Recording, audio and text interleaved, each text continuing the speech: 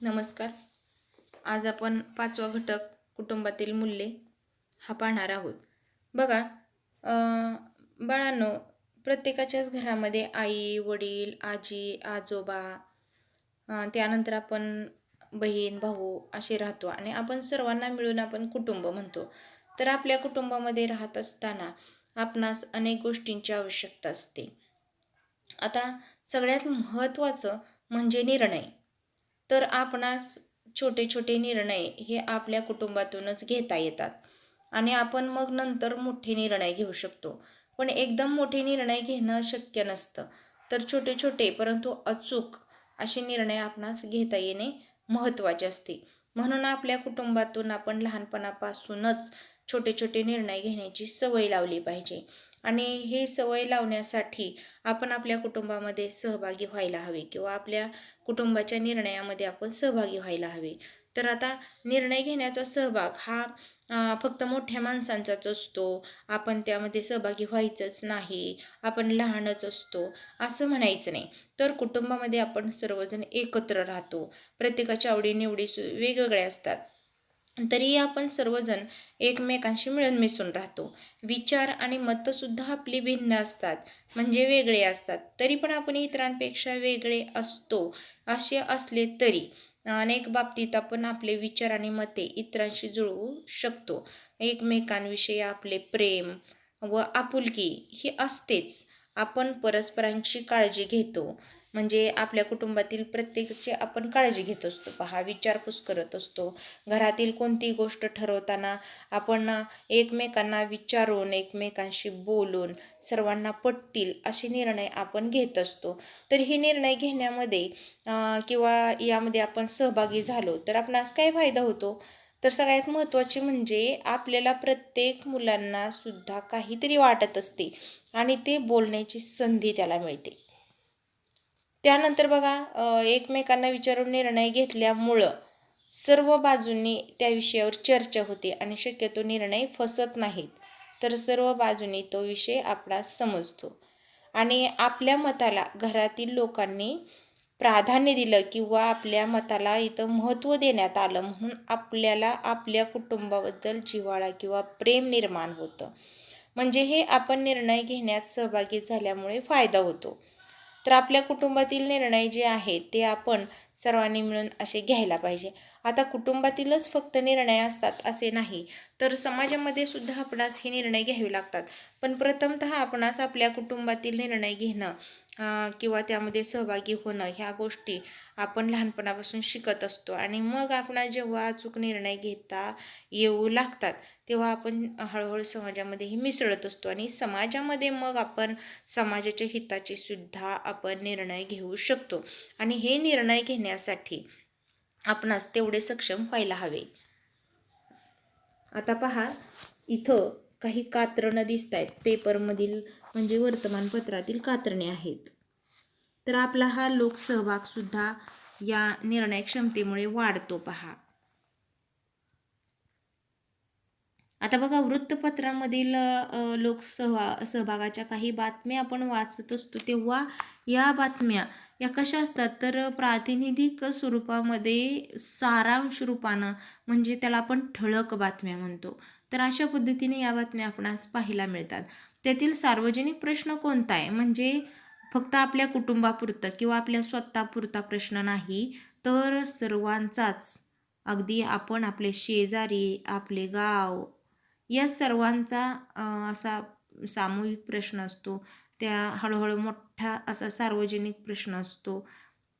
तर बघा, सार्वजनिक प्रश्न कोणता किंवा त्यामध्ये कसा सहभाग घेतला जातो. तर इथं एक बातमी पहिली आहे बघा, महानगरपालिकेच्या अंदाजपत्रकात नागरिकांचा सहभाग, खर्च खर्च हा कोणत्या बाबींचा करावा हे नागरिकच ठरवणार. म्हणजे सर्व महानगरपालिकेचा मिळून एक सार्वजनिक प्रश्न या ठळक बातमीतील आपणास लक्षात आलेला आहे. शहराच्या विकास आराखड्यात सुधारणा सुचवण्यासाठी नागरिकांची गर्दी, म्हणजे शहराचा विकास करणं यामध्ये सुद्धा नागरिकांची भूमिका महत्त्वाची आहे.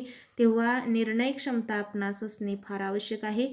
6 गावांना जोडणाऱ्या रस्त्यांचे उद्घाटन, गावकऱ्यांना आनंद, रस्त्याचा निर्णय व्हावा म्हणून 6 गावांच्या नागरिकांचा एकत्रित प्रयत्न, अशी इथे एक ठळक बातमी आहे.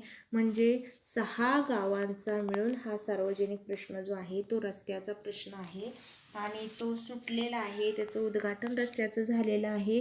त्यामुळं खूप असे सर्व लोक आनंदी आहेत, अशा प्रकारची बातमी आहे.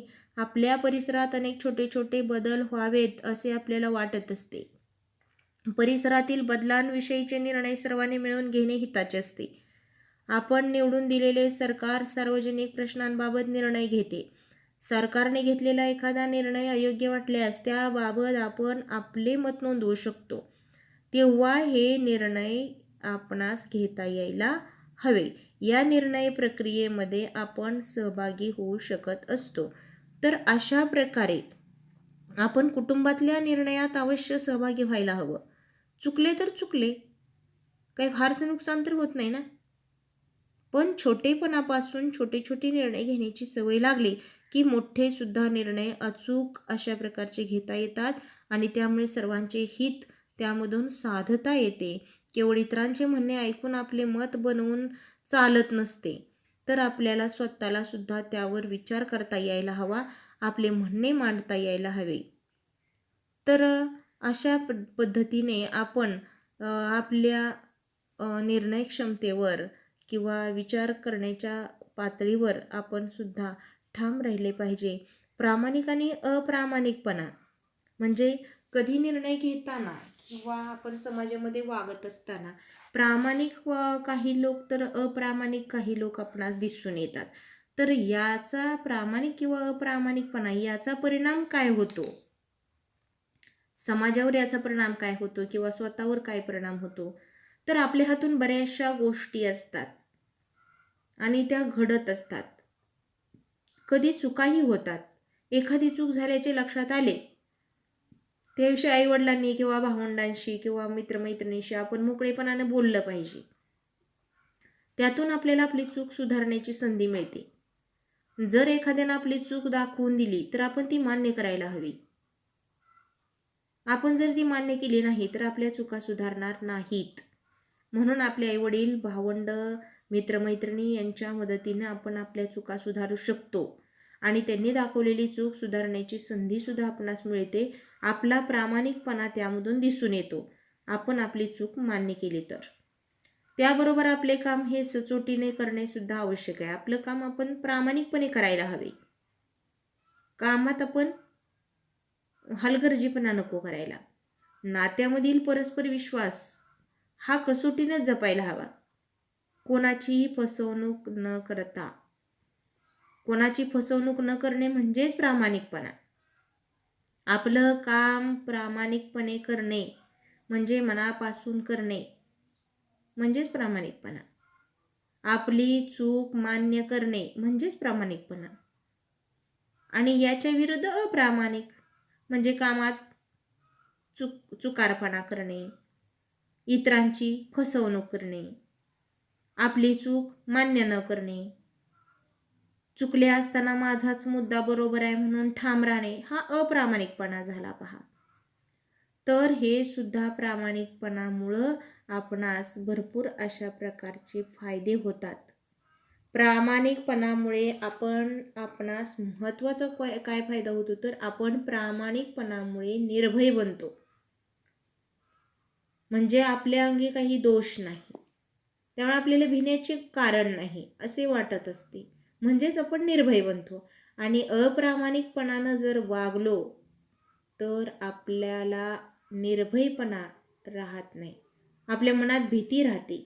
बघ, आपण एखाद्या गोष्टीमध्ये जर खोटं बोललो आणि जर खरं खोटं करण्याची वेळ आली तर आपल्या मनामध्ये सारखी धाकधूक असते, कारण आपण खोटं बोललो. तेच जर खरं बोललो तर आपल्या मनामध्ये बिचल होण्याची काही गरज आहे का? नाही. म्हणून अप्रामाणिकपणे वागल्यास आपण आपला आत्मविश्वास गमावून बसतो. कुटुंबात तसेच आपल्या सार्वजनिक जीवनात आपण प्रामाणिकपणे वागायला हवे, म्हणजे इतरांचे नुकसान होत नाही. प्रामाणिक व्यक्तीबद्दल सर्वांनाच आदर वाटतो. म्हणून प्रामाणिकपणा ही फार मोठी ताकद आहे. म्हणून आपण प्रामाणिकपणे वागायला हवे. धन्यवाद.